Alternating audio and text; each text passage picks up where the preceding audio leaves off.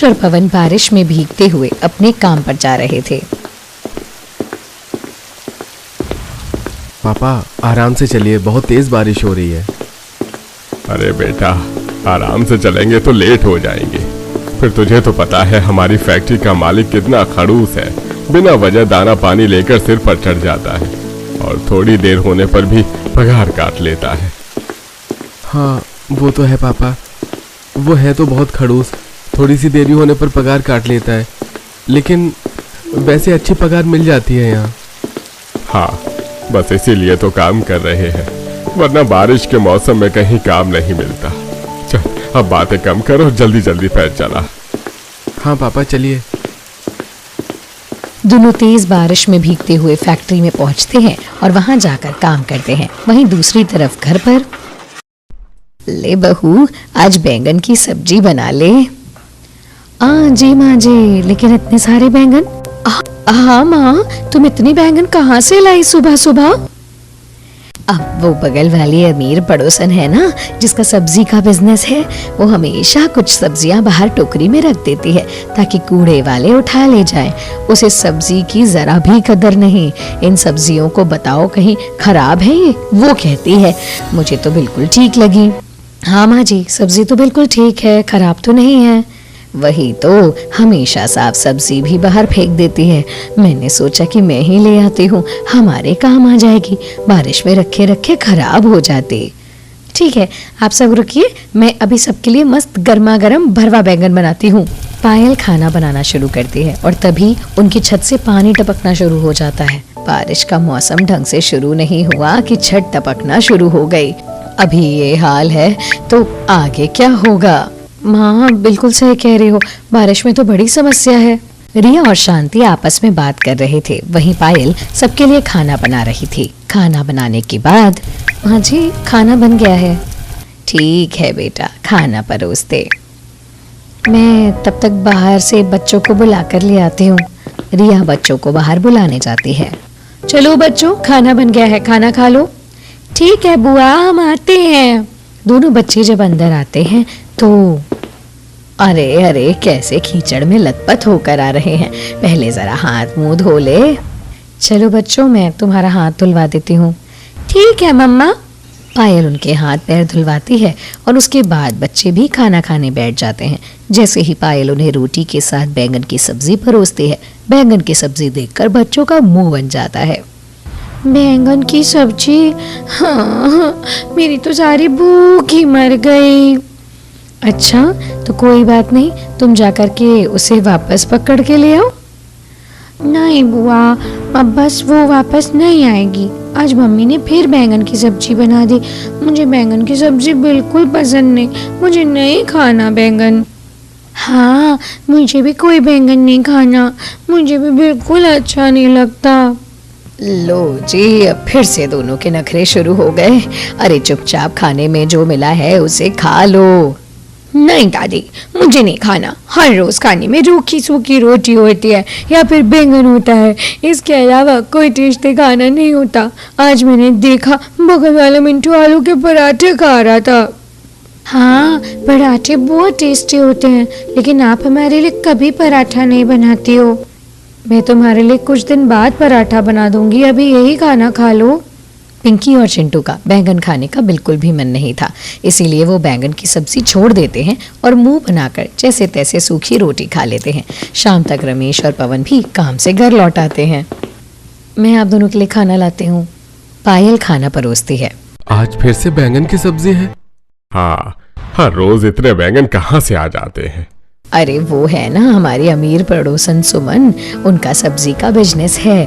वो बैंगन और पालक की खेती करते हैं, तो उनके यहाँ बहुत सी सब्जियां बच जाती हैं, जिन्हें वो खराब समझकर बाहर टोकरी में रख देते हैं। मैं तो बस थोड़ी सी सब्जी ले आती हूँ, इससे हमारा काम चल जाता है। हाँ चलो ठीक है, ये सब्जी उनके नहीं तो हमारे काम आ ही जाती है। कम से कम सब्जी के तो पैसे बच जाते हैं। हाँ, लेकिन रोज रोज बैंगन खाकर तो मैं बहुत पक गया हूँ। बैंगन की सब्जी इतनी भी कुछ खास नहीं लगती। अब जो मिला है चुपचाप खा ले। सभी खाना खाते हैं और सो जाते हैं। अगले दिन सुबह फिर से मूसलाधार वर्षा होती है। ओहो, आज फिर से बारिश में भीगते हुए काम पर जाना होगा। हाँ कोई बात नहीं पापा, हम पन्नी ले लेते हैं। पायल दोनों को अंदर से बड़ी प्लास्टिक की पन्नी लाकर देती है। हाँ अब ठीक है, चलो अब चलते हैं, नहीं तो देर हो जाएगी। दोनों पन्नी ओढ़कर बारिश में भागते हुए जैसे तैसे फैक्ट्री पहुंच जाते हैं। वहां जाने के बाद अरे बेटा, मेरी मशीन तो चल ही नहीं रही है, अब मैं क्या करूं? कोई बात नहीं पापा, आप थोड़ी देर में जब मालिक आएंगे तब हम उनसे बात करते हैं, वो मशीन ठीक करवा देंगे। थोड़ी देर बाद वहां मालिक आता है और ऐसे रमेश को खाली बैठा देखकर गुस्से से आग बबूला हो जाता है। तुम यहाँ पर खाली बैठने आते हो या काम करने आते हो? हाँ, मैं तुम्हें खाली बैठने के पैसे नहीं देता। अरे नहीं मालिक, आप गलत समझ रहे हैं, ऐसा नहीं है। अरे ऐसा नहीं है तो कैसा है? मैं सब खुद देख रहा हूँ, मैंने तुम्हें खुद बड़े आराम से खाली बैठे हुए देखा है। दरअसल बात यह है मालिक कि ये मशीन खराब हो गई है। मैं इसे चलाने की कोशिश कर रहा था लेकिन ये चल ही नहीं रही। ये बात सुनकर तो मालिक का गुस्सा 7वें आसमान पर पहुंच जाता है। क्या कहा? मशीन खराब हो गई है या तुमने इसे खराब किया है? अरे नहीं मालिक, मैं भला ऐसा क्यों करूंगा, मैंने कुछ नहीं किया है। मैं तो सुबह काम करने की कोशिश कर रहा था लेकिन ये मशीन चालू होने का नाम ही नहीं ले रही थी। अरे चुप करो, मुझे सब पता है, तुमने ही इसे खराब किया है और अब तुम बहाना बना रहे हो। मैं इस मशीन को ठीक नहीं करवाऊंगा, इसके पैसे तुम्हें ही देने होंगे। अरे लेकिन मालिक, मेरी बात पर विश्वास कीजिए, मैं सच कह रहा हूं, मैंने कुछ नहीं किया है। हाँ मालिक, मेरे पिताजी बिल्कुल ठीक कह रहे हैं, हम जब आए थे तो ये मशीन पहले से ही खराब थी। पवन और रमेश महेंद्र को समझाने की पूरी कोशिश करते हैं लेकिन वो नहीं मानता। तुम्हें इसके पैसे देने ही होंगे वरना अंजाम अच्छा नहीं होगा। दोनों निराश होकर वहां से घर जाने के लिए निकल जाते हैं। वहीं दूसरी तरफ, ओहो, आज फिर से घर में पानी भर गया। पानी बाहर निकलते निकलते मैं बहुत थक जाती हूँ। हर रोज घर में पानी भर जाता है और मैं बाहर निकालना पड़ता है। परेशान तो मैं भी हो गई हूँ पिंकी, लेकिन क्या कर सकते हैं, हमारी मजबूरी है। बड़ी मेहनत के बाद सभी घर से बाहर पानी निकाल देते हैं। तभी मुंह लटकाकर रमेश और पवन भी घर आ जाते हैं। जी आ गए आप, जरा घर की मरम्मत करवा दीजिए, हम तो पीछे से बहुत परेशान हुए रहते हैं। छत से पानी टपकता है और घर में भी पानी घुस जाता है। अभी हमने आकर चैन की 2 सांस तक नहीं ली है और आते ही शिकायतें शुरू हो गई। अरे तुम्हें क्या पता पैसे कमाने में कितनी मेहनत लगती है, तुम्हें तो बस बातें करनी आती है। मैंने ऐसा क्या कह दिया जो आप इस तरह भड़क रहे हो? अरे घर की मरम्मत ही तो करवाने को कहा है, वो तो आपको खुद ही देखना चाहिए कि हम यहाँ कैसे परेशान हुए रहते हैं। हाँ, तो हम तो बाहर जाकर बहुत ऐश करके आते हैं ना, हमें भी बहुत परेशानियों का सामना करना पड़ता है। रमेश और शांति में बहस छिड़ जाती है। अब आप दोनों बस कीजिए, इस तरह लड़ना बंद कीजिए, हम पहले ही बहुत परेशान हैं। क्या बात है जी, आखिर क्या हुआ? आप दोनों इतने उदास क्यों हैं? हमारे मालिक ने हमारे ऊपर 10,000 रुपए का फाइन लगा दिया है। क्या कहा? लेकिन क्यों? दरअसल मशीन खराब हो गई थी। हमने उन्हें समझाने की बहुत कोशिश की कि हमने ऐसा नहीं किया, लेकिन उन्होंने हमारी बात नहीं सुनी। अगर हमने फाइन नहीं भरा तो वो हमें नौकरी से भी निकाल देगा और ऊपर से कंप्लेन भी कर देगा। समझ में नहीं आ रहा क्या करूं। कोई बात नहीं जी, हम इस बारे में कुछ सोचेंगे। इस तरह उन पर बड़ी मुसीबत आ गई थी। उनके पास फाइन भरने के लिए भी इतने पैसे नहीं थे, इसीलिए पवन अपने एक दोस्त की सहायता लेता है और एक व्यक्ति के पास जाता है। तुम्हें यकीन है ये व्यक्ति हमें पैसे दे देगा? क्या ये व्यक्ति ठीक है? इससे पैसे लेना ठीक होगा? अरे हाँ, मैंने कहा ना सब ठीक हो जाएगा। देखो मेरे दोस्त, हमारे पास तो पैसे नहीं है तो हमें पैसे मांगने ही होंगे, इसके अलावा हमारे पास और कोई चारा नहीं है। कुछ महीने बाद तुम्हें बस मूल के साथ थोड़ा ब्याज देना होगा। अच्छा ठीक है, चलो फिर। दोनों बारिश में भीगते हुए उस व्यक्ति के घर के अंदर जाते हैं। ये मेरा दोस्त है साहब, इसे कुछ रुपयों की जरूरत है। 3 महीने तक तो मैं तुम्हें कुछ नहीं कहूंगा, लेकिन उसके बाद तुम्हें हर महीने समय पर ब्याज देना होगा। क्या दे पाओगे? पहले तो पवन कुछ नहीं बोलता, तब इतना क्या सोच रहे हो? हाँ कर दो, कितना अच्छा ऑफर है। 3 महीने का तो ब्याज ही नहीं ले रहे वो। रजत की बात मानकर हाँ ठीक है, मुझे मंजूर है। पैसे उधार लेकर पवन अपनी फैक्ट्री के मालिक को पैसे दे देता है। ठीक है, अब कल से तुम्हें काम पर आने की जरूरत नहीं है। मालिक ऐसा मत कीजिए, मैंने तो आपको फाइन भी दे दिया है। हाँ तो मैं तुम्हारे साथ दोबारा रिस्क नहीं ले सकता। क्या पता तुम दोबारा मशीन खराब कर दो और पैसे भी ना दो। इसमें तो मेरा ही घाटा होगा। अरे ऐसा मत कीजिए मालिक। पवन बहुत विनती करता है, लेकिन महेंद्र उसकी बात नहीं मानता। निराश होकर पवन बारिश में भीगता हुआ घर वापस आता है और उन्हें सारी बात बताता है। हे भगवान, अब हम क्या करेंगे? घर में तो रोजी रोटी चलेगी ही नहीं। हमने उसे इसीलिए फाइन दिया था ताकि हमारी नौकरी को खतरा ना हो, लेकिन उसने फिर भी हमें नौकरी से निकाल दिया। हाँ, अब तो मैंने पैसे भी ब्याज पर ले लिए हैं। ब्याज और मूल कैसे चुका पाएंगे? मुझे तो कुछ समझ में नहीं आ रहा। वो भला है कि 3 महीने हमें कोई ब्याज नहीं देना है। लेकिन उन 3 महीनों का ब्याज वो भी तो हमें बाद में देना ही है। हम कुछ ना कुछ करके इस समस्या का हल जरूर निकालेंगे। हर तरफ से उन्हें मजबूरी ने और मुसीबतों ने घेर लिया था। पवन कहीं और दिहाड़ी मजदूरी का काम शुरू कर देता है। एक दिन अमीर पड़ोसन के घर के आंगन में, कोई अच्छा खाना बनाने वाली मिले तो बताना। कोई भी अच्छा खाना बनाती ही नहीं है, मुझे तो सिर्फ खाना बनवाना है उससे। ठीक है, मैं कहीं पर तलाश करती हूँ। पायल ये बात सुन लेती है और थोड़ी देर बाद उस सुमन के घर जाती है। अरे शांति की बहू, आओ, कैसे आना हुआ? आपको खाना बनाने वाली चाहिए ना? मैं आपके घर पर खाना बना सकती हूँ। अच्छा ठीक है, लेकिन मुझे टेस्टी खाना चाहिए। खाने के साथ ज़रा इधर उधर कॉम्प्रोमाइज़ नहीं होना चाहिए। जी मैं समझ गई, चिंता मत कीजिए, मैं अच्छा खाना बनाऊंगी। ठीक है, तो कल से काम शुरू कर देना। अगले दिन से ही पायल काम शुरू कर देती है। वहाँ पायल हर रोज़ कभी पालक के, पनीर के और कभी आलू के पराठे बनाती थी। एक दिन, यहाँ मैं हर रोज़ अलग अलग तरह के पराठे बनाती हूँ, लेकिन मैं अपने बच्चों के लिए कभी पराठे नहीं बना पाती। मेरा कैसा दुर्भाग्य है जो मैं अपने बच्चों के लिए इतना भी नहीं कर पा रही। पवन और पायल दोनों दिन रात बहुत मेहनत करते थे। शाम को काम करके दोनों घर लौटते हैं और पायल फिर से बैंगन की सब्जी बनाती है। नहीं माँ, मुझे नहीं खानी आपकी रोज़ रोज़ बैंगन की सब्जी। मामा, मुझे भी नहीं खाना। रोज़ बैंगन बना लेती हो, कुछ भी अच्छा बना लिया करो। हमारे दोस्त रोज़ अलग अलग पराठे लाते हैं। बेटा अभी तो बना है, जो खा लो उसे। कुछ दिन बाद तुम्हारे लिए पराठे बना दूंगी। अभी हमारे हालात बिल्कुल ठीक नहीं हैं। नहीं, आप झूठ बोलती हो, कभी पराठे नहीं बनाती। दोनों बच्चे नाराज होकर वहाँ से चले जाते हैं। पहले तो मैं भी काम कर लेता था, अब तो हालात इतने खराब हो गए हैं, लगता है मुझे फिर से काम शुरू करना होगा। नहीं पापा, आप ऐसा मत सोचिए।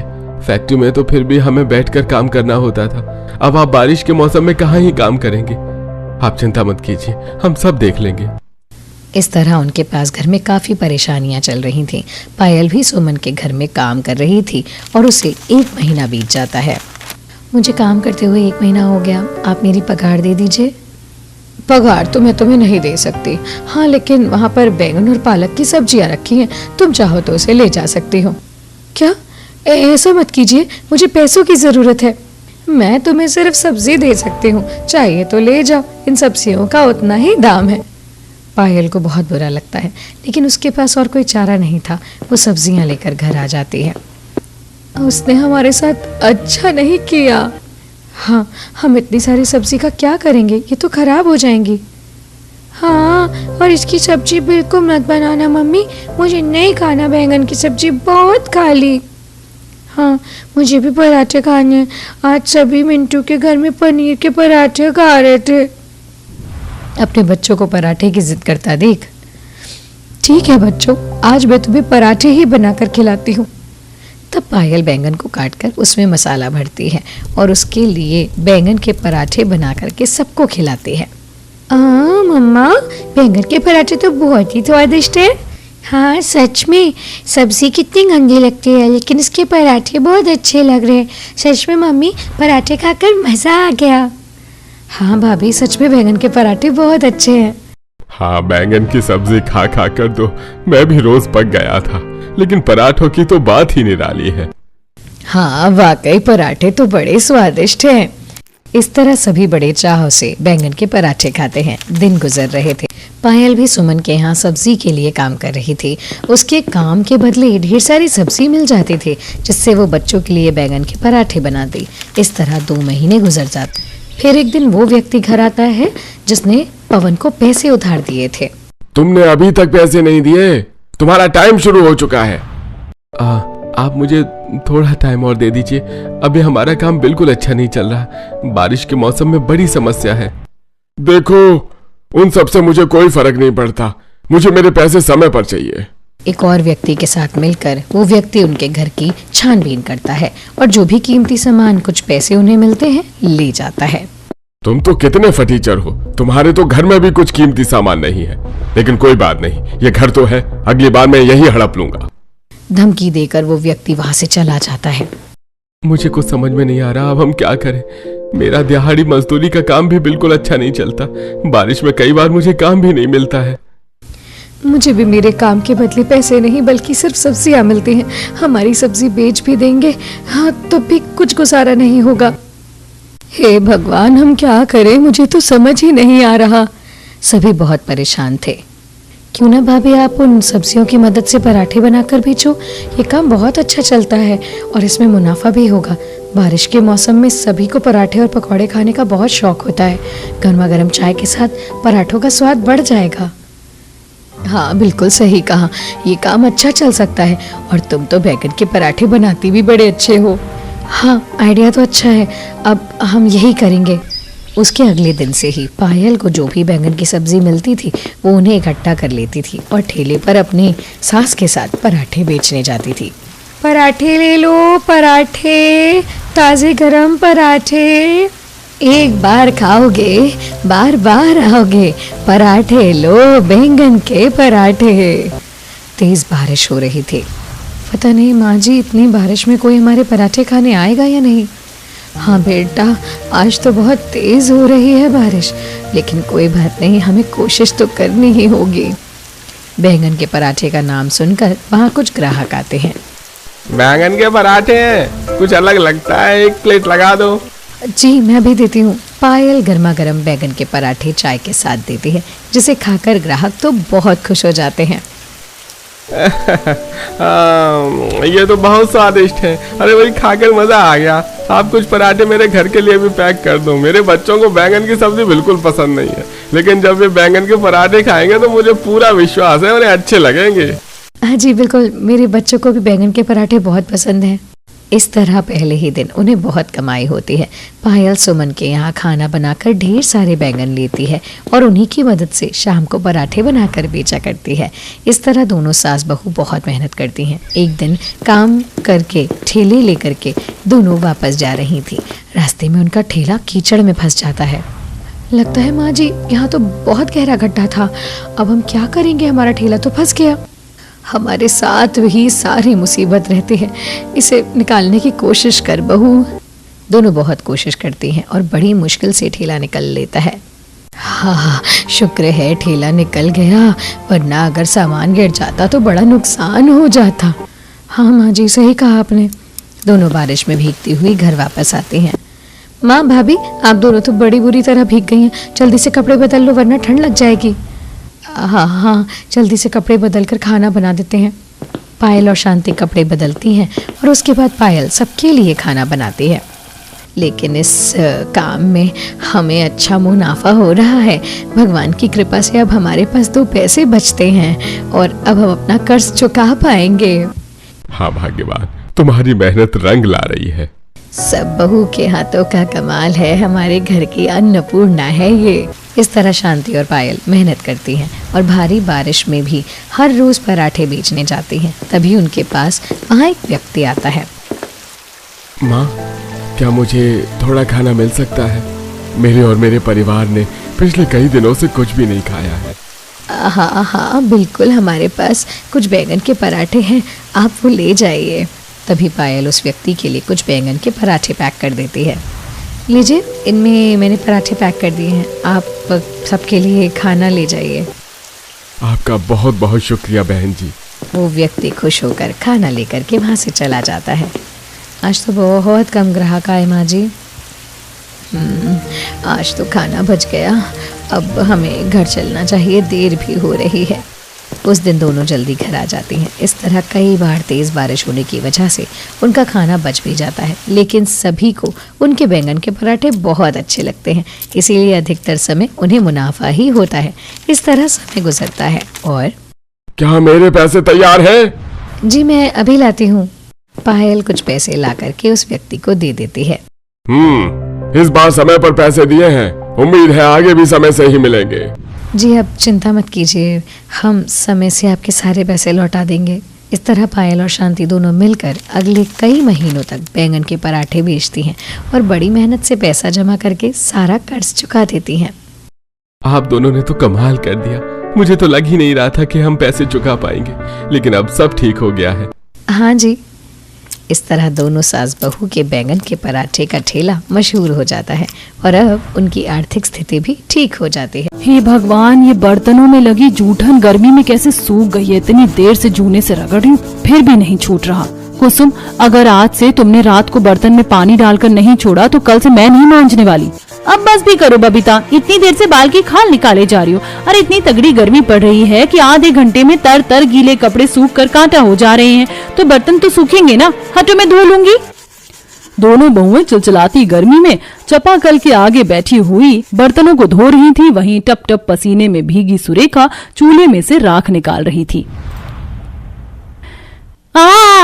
हे भगवान, रात भर में भी ये चूल्हे की राख अभी तक ठंडी नहीं पड़ी है। अभी भी इसमें आग बाकी बची है।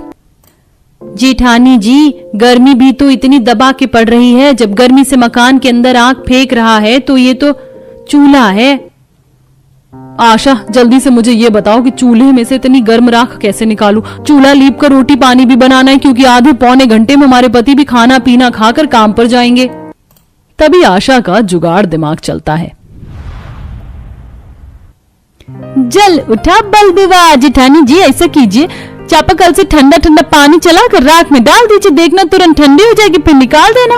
अरे वाह मेरी प्यारी देवरानी, क्या धांसू जुगाड़ लगाया तुमने तो।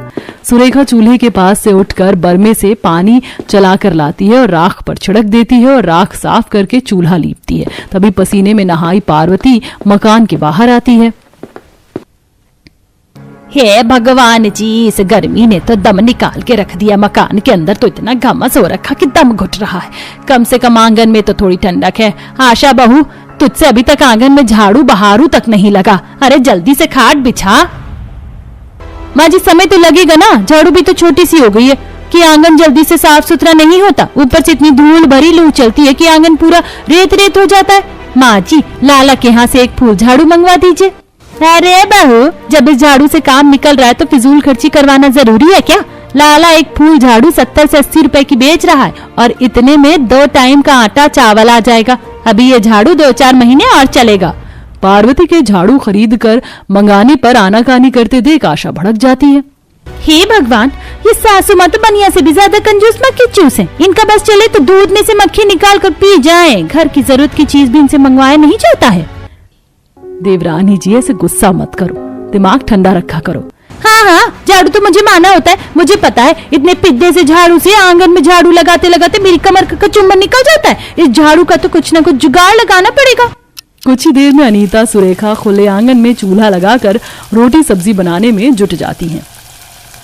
सुरेखा, ये क्या, चूल्हे में एक एक उपले झोंक रही हो? इकट्ठे 3-4 उपले लगा दो ताकि चूल्हे की आंच अच्छी बनी रहेगी, तो सब्जी जल्दी हो जाएगी और रोटी भी बनानी है। जेठानी जी, क्या करूं, उपले खत्म हो गए हैं। लगता है आज रोटी सूखे धूप घास पर बनानी पड़ेगी। खाना बनाने के बीच में ही उपले खत्म हो जाने के चलते सुरेखा किसी तरह जुगाड़ लगाती है और जैसे ही वह चूल्हे में सूखी घास लगाती है तो चूल्हे में अच्छी आंच पकड़ लेती है। अरे वाह, इस सूखी घास की आंच तो उपले और लकड़ी से भी ज्यादा तेज लहक रही है। चलो अच्छा है, जल्दी जल्दी रोटी बन जाएगी तो इस चूल्हे के आगे गर्मी में बैठने से छुटकारा मिलेगा। हाँ सही, वैसे भी घरेलू काम जल्दी निपटाकर नदी पर कपड़े धोने भी तो चलना है। सर्फ में कपड़े भिगोए हैं, 2 दिन हो गए हैं, लेकिन टूटी में बिल्कुल भी पानी नहीं आ रहा। इस मामले में मुझे सर्दी का मौसम ठीक लगता है। कम से कम सप्लाई का पानी 24 घंटे तो आता है। सच में गर्मी में पानी की किल्लत सबसे बड़ी समस्या है। ऊपर से टूटी में पानी आता भी है तो कौन सा हम उसे पी पाते हैं। कितना खारा पानी आता है। मीठा पानी भरने के लिए तो हमें नदी पर जाना ही पड़ता है। थोड़ी देर में 5 बहू खाना बनाकर सबको रोटी सब्जी का नाश्ता करवाती हैं। तब बच्चों को स्कूल और पतियों को काम पर भेजकर एक गहरी सांस लेती हैं। शुक्र है सबको खिलाने पिलाने से तो छुट्टी मिली। अब बिना देरी किए नदी पर चलते, वरना चिलचिलाती धूप छा जाएगी तो गरम गरम लू खाते हुए जाना पड़ेगा। इतना कहते हुए सुरेखा सर्फ में भिगोए कपड़ों के दोनों बाल्टी उठा लेती है। वहीं आशा कुसुम दोनों दो दो मटके हाथ और सर पर उठा लेते हैं और बबीता लकड़ी चुनने के लिए बांस की बड़ी सी टोकरी सर पर ले लेती है। अच्छा माँ जी, हम पांचों नदी पर जा रहे हैं, कपड़े धोकर नहाकर जल्दी आ जाएंगे। बहू, पांचों सर पर साड़ी से पल्लू कर लेना, एकदम तीखी मिर्च जितनी धूप निकली है। माँ जी आप हमारी चिंता मत कीजिए, हम सही से जाएंगे।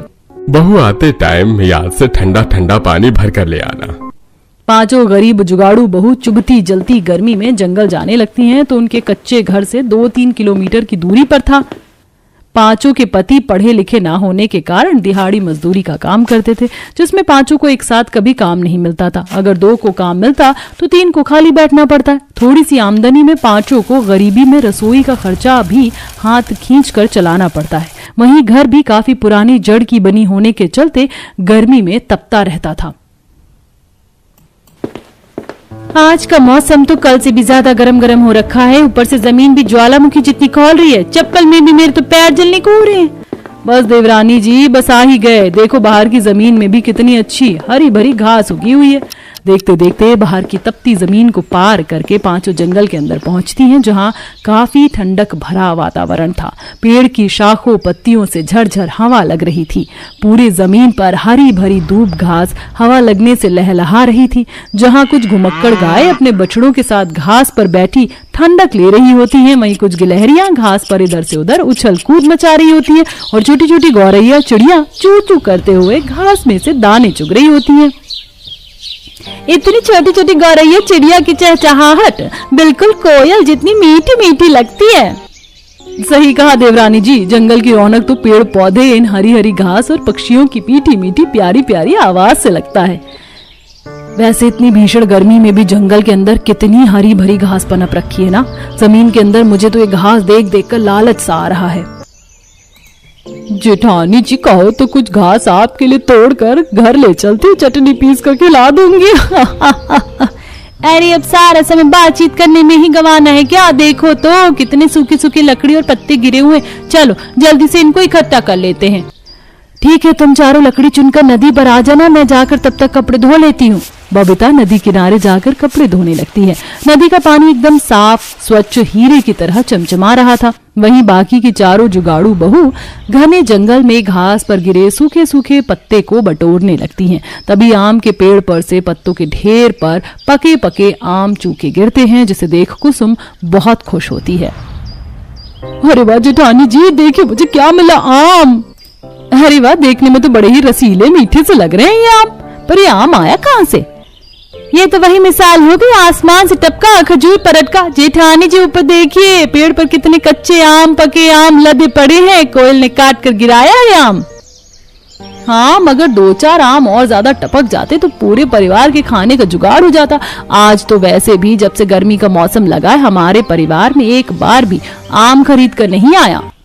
सुरेखा, बाजार में आम का दाम भी तो गर्मी के चलते सोने के भाव बिक रहा है। तुम्हें तो पता है हमारे पतियों की आमदनी कितनी थोड़ी है कि बस उसमें 2 टाइम की रोटी का खर्चा ही चल पाता है। हमारे नसीब में तो गर्मी के फल खाना भी नहीं लिखा है। चारों जुगाड़ू बहू दोबारा से सूखे पत्तों को बटोरने लगती हैं। तभी कुसुम को घास में थोड़ा आगे बढ़ने पर 2-4 बथुआ का साग लगा हुआ दिखता है। इस मौसम में बथुआ कैसे उग रखा है? सुरेखा, अनीता जेठानी जी, जल्दी से इधर आओ। कुसुम, अब क्या हो गया? तुम लकड़ी चुनना छोड़कर यहाँ क्या कर रही हो? जेठानी जी, मुझे लकड़ी से भी बेशकीमती चीज मिली है। ये देखिए, इस गर्मी के मौसम में भी बथुए का साग उगा हुआ। आपको पता है साग की तासीर कितनी ठंडी होती है। गर्मी में साग खाना शरीर को काफी फायदा करता है। मैं जल्दी से इन बथुए को तोड़ लेती हूँ, फिर घर चलकर चटपटा सा साग चावल बनाएंगे। तभी अनीता घास में उगे उस साग की परख करते हुए बोलती है, देवरानी जी, ये बथुए का साग नहीं है बल्कि बन बथुआ है, जो कि किसी भी मौसम में उग जाता है, इसे खाया नहीं जाता। पर जेठानी जी, देखने में तो बिल्कुल बथुआ का साग लग रहा है। कुसुम, ऐसी कई जंगली सब्जी उगती हैं जो देखने में बिल्कुल साधारण खाई जाने वाली सब्जियों की जैसी लगती है, लेकिन उसे खाया नहीं जा सकता। उनमें से कई जहरीली भी होती हैं। थोड़ी देर में ईंधन इकट्ठा करके पांचों नदी पर कपड़े धोना नहाना करती हैं, जहां नदी किनारे उगी हरी हरी ऊंची ऊंची घास लहलहा रही थी। इस नदी का पानी गर्मी में भी एकदम ठंडा ठंडा रहता। अब जाकर मन में थोड़ी ठंडक पड़ी, वरना एक दिन भी गर्मी में बिना नहाए शरीर चिपचिप करने लगता है। जरा इस नदी किनारे उगी घास को देखो, कितनी हरी भरी है। इसे काट कर घर ले चलते हैं। पर इस हरी घास का हम करेंगे क्या? फालतू में बोझा ढोकर ले जाएंगे। जेठानी जी, आपने सुबह देखा नहीं था? सुबह धूप की घास से कितनी धाए धाए आंच लहक रही थी। धूप में सूखने को डाल देंगे, आंच जोड़ने का जुगाड़ तो हो जाएगा। क्या बात है जेठानी जी, क्या 5G जुगाड़ू दिमाग पाया आपने। तब पांचों मिलजुल कर नदी किनारे की उन सारी घास को काट कर एक बड़ा सा बोझा बनाती हैं और अब पांचों जंगल और नदी से काम खत्म करके अपने कच्चे से खांचे में वापस आ जाती हैं। कुसुम घास पर ही पानी का भरा हुआ मटका रख देती है। इस गर्मी ने तो निचोड़ कर रख दिया। पानी का मटका लाते लाते मैं तो गर्मी में जल गई। अच्छा किया जो घास का बोझा मैंने अपने सर पर रख लिया था। बिल्कुल बर्फ जितनी ठंडी थी घास, वरना तुम्हारी तरह मुझको भी तर तर पसीना चूरा होता। अरे बड़ी बहू, जरा मटके का ठंडा पानी तो पिला दे, बड़ी देर की प्यास लगी हुई है। जी पापा जी, इस मटके का पानी पीने में कहाँ ठंडा लगता है। ऊपर से इतनी आग, बरसाती गर्मी में मटका भरकर लाए हैं, पानी भी गुनगुना हो गया होगा। गर्मी से परेशान भाव से अनीता जैसे ही मटके के अंदर से पानी निकालती तो पानी बिल्कुल बर्फ जितना ठंडा हो चुका था और ग्लास के सतह पर बर्फ जितना सफेदपन देख वो आंखें जमा कर देखती है। ये क्या भला है? इतने दिन से तो मटके का पानी कभी ठंडा नहीं रहता था, आज ये चमत्कार कैसे हो गया? मटके का पानी इतना चिल्ड कैसे है? तभी बबीता मटके को घास पर रखा देखकर जुगाड़ू दिमाग लगाती है। अनीता भाभी, घड़े का पानी बर्फ जितना ठंडा इस ठंडी ठंडी घास की वजह से हुआ, क्योंकि मटके की सतह घास पर रखी है और घास में नमी पानी होती है, वही मटके की सतह ने सोख लिया होगा। अरे वाह, ये तो बहुत ही बढ़िया जुगाड़ है। क्यों ना हम अपने घर के चारों तरफ इस ठंडी ठंडी घास को लगा दें, तो हमारे परिवार वालों को 24 घंटे फ्रिज जितना ठंडा पानी पीने को तो मिलेगा। अनीता का ये जुगाड़ विचार बाकी चारों बहू और सास ससुर को भी काफी ज्यादा जचता है, जिससे वह घर में इस्तेमाल होने वाले चारों मटकों पर अच्छी तरह से घास लगा देती है। कुछ ही देर में दोपहर में रोटी खाने के लिए पांचों के पति खाना खाने घर आते हैं और बच्चे भी आ जाते हैं। मम्मी मम्मी, हम घर आ गए, फटाफट से खाना दे दो प्लीज। पहले हाथ मुंह धो लो, पसीने में से आए हो ना। हम 5 भाइयों का भी खाना डालकर जल्दी से दे दो, 2 रोटी खाकर थोड़ी देर आराम कर लेंगे। जी जी, कुसुम तुम दरी डाल दो, मैं खाना लगाती हूँ। कुसुम जमीन पर ऊनी दरी बिछा देती है जो कई जगह से उधड़ रखी थी। सब दरी में बैठ के खाना खाते हैं। गर्मी के चलते दरी इतनी दमक रही होती कि सब पसीने से लथपथ हो चुके थे। मम्मी पंखा तो कर दो, पसीने आ रहे मुझको। हाँ करती हूँ बेटा। अनीता पंखा करने लगती है, तभी राकेश एकदम से पिनक जाता है। भाभी ये क्या, एकदम हल्के हल्के हाथ से पंखा कर रही हो, पसीना भी नहीं सूख रहा है, इससे बढ़िया तो रहने दीजिए। अनीता सहम कर पंखा तेज तेज करने लगती है, तभी एकदम से हाथ पंखे की डंडी निकल जाती है। तोड़ दिया पंखा। अरे तुम पांचों को बस चीज खराब करना आता है, जोड़ना तो आता नहीं है कुछ भी। गर्मी शुरू हुए 2 महीना हो गया, लेकिन अभी भी इस गर्म दरी के बिस्तर पर ही सुला रही हो। ये नहीं कि घर में इतने सूती कपड़े के कतरन पड़े हैं तो उसका नया बिस्तर सिल दो, ताकि थोड़ी ठंडक में नींद आ जाए। सोहन, तू क्यों आज बहू पर दाना पानी लेकर शुरू हो रखा है? अरे पूरा दिन बेचारी गर्मी में काम करती है। पांचों चुप लगाकर रोटी खाकर वापस से काम पर चले जाते हैं। तभी मोहल्ले में दरी वाला आता है। दरी बनवा लो, दरी, पुराने कपड़े, चादर, फटे चादर की दरी बनवा लो, आ जाओ दरी बनवा लो। तभी पड़ोसन दरी वाले को नई नई डिजाइन की चादर कालीन लाया देखकर खरीदने के लिए भीड़ लगा लेती हैं। तभी केतकी एक घास के डिजाइन की कालीन को देखती है। अरे क्या बात है, ये घास के डिजाइन की कालीन तो बड़ी सुंदर लग रही है। कितने में दी भाई साहब? जी 500 का जोड़ा है बहन जी, ले लीजिए। घास के कालीन का इतना महंगा रेट सुनकर पांचों जुगाड़ बहू अपने चौखट के आगे खड़ी खड़ी आंखें जमा कर देखते रह जाती हैं। देख रही हो तुम चारों, ये दरी वाला तो चादर कालीन बेचकर खूब अच्छे नोट छाप रहा है। काश के हमारे पति भी गर्मी में यही काम कर लेते तो अच्छे पैसे कमाते, तो हम भी अपने घर में सजावट का सामान तो ला पाते। और जेठानी जी, इस खंडहर जैसे मकान में कोई सजावट का सामान लाने का कोई फायदा नहीं होने वाला है। मकान थोड़ा बढ़िया और पक्का हो, सुंदर दिखे, तभी ये सारी चीज लाने का फायदा है। हमारे पड़ोसियों को देखो, कितना शानदार पक्का मकान बना रखा है, और हमारे मकान से तो दिन रात इतनी मिट्टी निकलती है कि खाना पीना रहन सहन करना सब दूभर है। हमारे पतियों के लिए मकान पक्का करवाना भी पान पर चूना लगाने जितना मुश्किल है। अब हम पांचों को ही कोई जुगाड़ लगाना पड़ेगा। मगर देवरानी जी, हम कर भी क्या सकते हैं? हमारे पास उतने पैसे भी नहीं है कि थोड़े बहुत सीमेंट वगैरह खरीद कर लाकर छत पर पक्की घोल ही चढ़ा दें। तभी नकली घास के कालीन को देखकर बबीता आशा का जुगाड़ू दिमाग चल जाता है। भला हमारे पास इतना पैसा नहीं कि हम सीमेंट वगैरह खरीद कर खर्च लगाकर अपना पक्का मकान कर सके, लेकिन हम जुगाड़ू बहुएं हैं, क्यों ना हम घास से अपनी छत को ढक लें, घर में ठंडक तो बनी रहेगी। बबीता का घास से छत ढकने का जुगाड़ सलाह बाकी चारों बहुओं को भी काफी ज्यादा पसंद आता है। अब पांचों जुगाड़ू बहुएं जंगल से काफी सारी हरी हरी घास काट कर लाती हैं। तभी कुसुम को एक पेड़ के तने पर कुंदरू की लताएं दिखती हैं, जिसमें कुंदरू लगी थी। जेठानी जी देखिए, ये तो कुंदरू है ना जिसकी सब्जी बनती है। हाँ, ये तो कुंदरू ही है, और कितनी सारी उगी हुई है। इतने में तुम्हारे परिवार के 24 टाइम की सब्जी का जुगाड़ हो जाएगा, और कुंदरू की सब्जी पेट के लिए बहुत ही ठंडी होती है। अब घास के साथ साथ पांचों सारी कुंदरू तोड़कर अपने घर ले आती हैं, और अब दो बहू बबीता अनीता लकड़ी के जीने से छत पर चढ़कर छत को ढकती हैं। अनीता जेठानी जी, संभल कर, तुम्हें पता है ना बीच वाला हिस्सा कितना कच्चा है, तो सावधानी से घास बिछाना। हाँ हाँ ठीक है। दोनों पूरे छत पर मोटी परत की घास बिछा देती हैं और घर के अंदर आती हैं, जहाँ कुछ ही देर में घर बिल्कुल ठंडा हो जाता है, जिसे देखकर बच्चे खुश हो जाते हैं। अरे वाह, आज तुम्हारा घर कितना चिल्ड चिल्ड लग रहा है, आज तो बड़े मजे से सोऊंगा मैं। सच में आज तो हमारे भी घर में बिल्कुल एसी जितनी ठंडक बनी हुई है। आखिरकार हमारी मम्मी जुगाड़ू मम्मी है। सच में बहुओं, तुम्हारा ये घास से छत मजबूत करने का जुगाड़ काफी अच्छा था। पूरे घर की घमस उड़न छू हो गई, और कितनी ठंडक भी है। आज तो चैन की नींद पड़ेगी। रात में जब पांचों के पति घर आते हैं तो उन्हें भी घर में काफी ज्यादा ठंडक महसूस होता है। क्या बात है, आज तो घर के अंदर काफी ठंडक है। बाकी दिन तो घर में घुसने के साथ भट्टे जितना आग फेंकता था। बेटा, ये तुम पांचों की पत्नियों का जुगाड़पन है, जिससे घर में थोड़ी गर्मी से इतनी राहत और ठंडकपन है। आप पांचों हमें माफ कर दीजिएगा, गर्मी से परेशान होकर हम आपके साथ बुरी तरह से पेश आए। कोई बात नहीं जी, जो हुआ उसे जाने दीजिए। आप लोग हाथ मुंह धो लीजिए। पांचों जुगाड़ू बहुएं कुछ ही देर में चटाई बिछाकर खाना लगाती हैं, जिसके बाद सब ठंडक में चैन सुकून की नींद सो जाते हैं। ऐसे ही समय गुजरता है। वहीं गर्म दरी के बिस्तर पर सोने से सबकी पीठ में दाने निकल जाते हैं।